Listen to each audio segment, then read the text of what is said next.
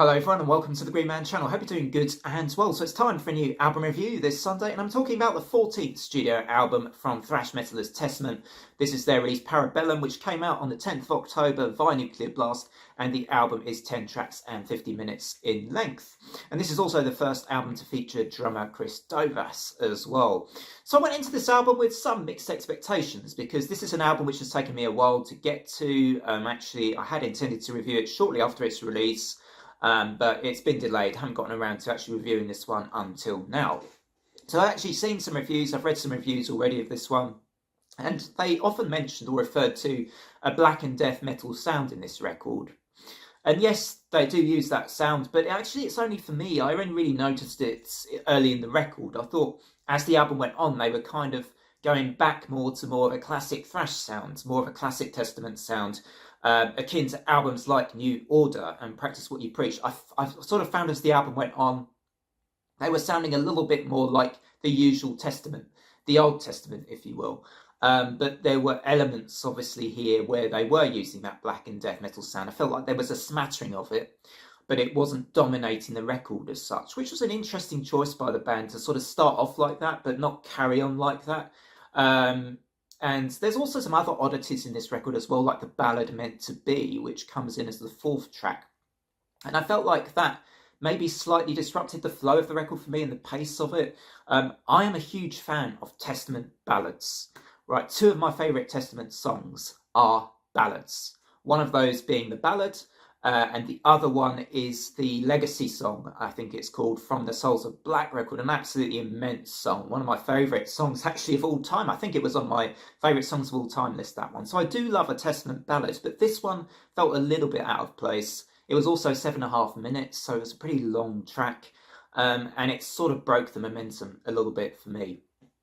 Saying that, I was generally quite surprised because I think I went into this record with not high expectations as such, just sort of, I love Testament, but, having seen and read some of the reviews I had, maybe that slightly influenced, what I thought I was going to feel about this record. But ultimately, I think it was a little bit of a pleasant surprise because as the album went on, as they went more into that classic sound, the more I found myself enjoying it.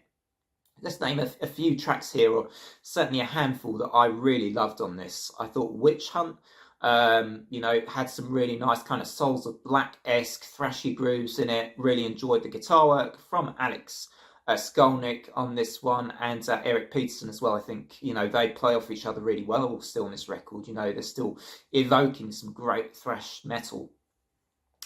Room 117 or 117, I love how Chuck Billy sounds on this one. He's kind of got these raspy cleans that he's using.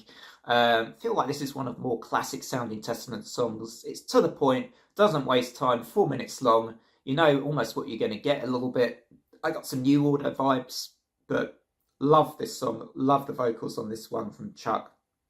Also loved Havana Syndrome, which again I feel like is a little bit of a callback to some of their older classic albums. Loved the Maiden-esque dueling guitar that features on this song, and the back and forth with that and the rhythm guitar, and just sort of, again, some really classic sounding thrashy Testament on offer. And I thought that this album's second half for me, if we were going to divide it into two halves, I enjoyed the second half a bit more than the first, despite the sort of variety on offer in the first half. The black and death metal, then you got this ballad. And it's kind of an odd array of music, ultimately. I think if anything lets this album down for me, it's that it has, to me, listening, a slightly inconsistent approach to what would otherwise, I think, actually be, if they'd have gone full, whole hog, classic thrash-sounding Testament on this record, I think they might have been onto a winner, because those kind of tracks on this record were absolutely spot on. They were aces in the pack for me, those songs. Like I say, Witch Hunt, Room 117, and Havana Syndrome. Cracking songs.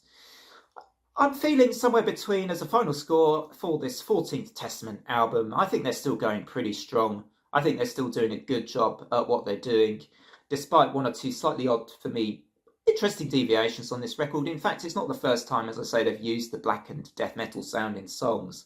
They have used that before in albums like Demonic, for example, but it was just felt like They went a little bit off-road when I'm not sure they absolutely necessarily needed to do that here. And the ballad as well, as I say, 7.5 minutes of that disrupted the flow of the record. So I'm feeling between a 7 and an 8 for this album as a whole, as there was still a lot here that I liked. So I'm going to give this one a 7.5 out of 10 as my final score. Let me know what you thought of this Testament album in the comments. Look forward to hearing from you. Otherwise, as always from me, until next time, if you're new to the channel, do drop a like and a sub. Otherwise, bye for now.